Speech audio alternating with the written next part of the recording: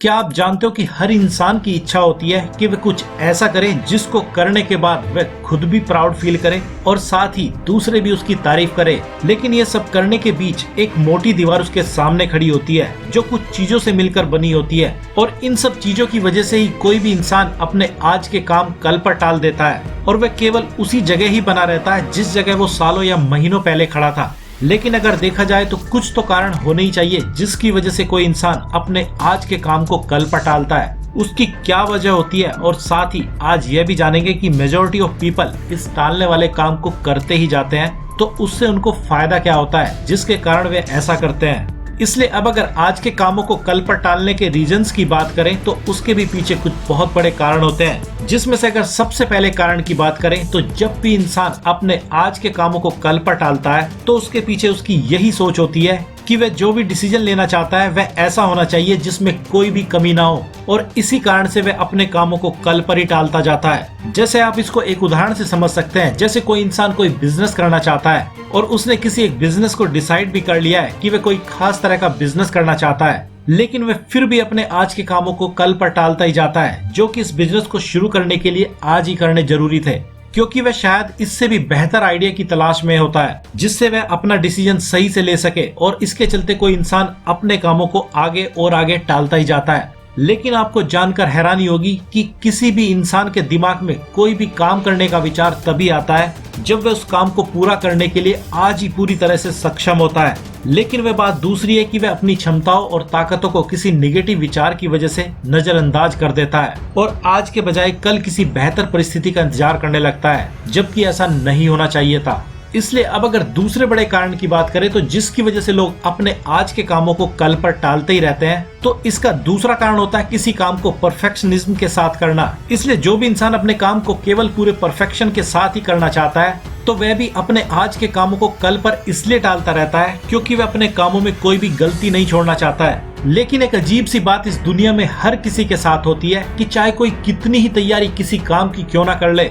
मगर फिर भी कुछ न कुछ सुधार की जरूरत तो रह ही जाती है। इसलिए कामों को सिर्फ दिमाग में रखने के बजाय उनको जमीनी स्तर पर लाने के लिए काम करना शुरू कर ही देना चाहिए, क्योंकि कभी ना कभी तो शुरुआत करनी ही होगी, फिर आज से ही क्यों नहीं। इसलिए अब अगर आज के कामों को अगले दिनों पर टालने की बात करें तो इसमें जो अगला बड़ा कारण होता है वह होता है फियर ऑफ फेलियर, जिसमें कोई इंसान इसलिए डरता रहता है कि वह कहीं अपने काम में फेल ना हो जाए। लेकिन जब भी अगर किसी को इस तरह का ख्याल आए तो उसको इस दुनिया के सबसे महान ज्ञानियों में से एक चाणक्य की वो बात याद रखनी चाहिए कि माना आप अपने काम में भले ही फेल क्यों ना हो जाए, लेकिन आपके पास किसी काम को पूरा करने या अपनी लाइफ में रिस्क लेने की कोशिश करने वाला कॉन्फिडेंस तो फिर भी बचा ही रह जाएगा, जो इस दुनिया में सबसे बड़ी बात है, क्योंकि आप आज नहीं तो कल अपने कामों में सफल जरूर हो ही जाओगे। और अब अगर अगले बड़े कारण की बात करें तो जिसकी वजह से लोग अपने आज के कामों को कल पर टालते हैं, तो वह होता है कि इंसान अपने ऊपर जरूरत से ज्यादा शक करता है। वैसे अपने ऊपर शक करना कुछ बुरा भी नहीं होता है, क्योंकि जब भी हम अपने ऊपर किसी प्रकार का शक करते हैं तो हमें अपनी कमियां दिखाई देती हैं, और ये कमियां ही हमें अपने अंदर और ज्यादा सुधार करने की डिमांड करती है,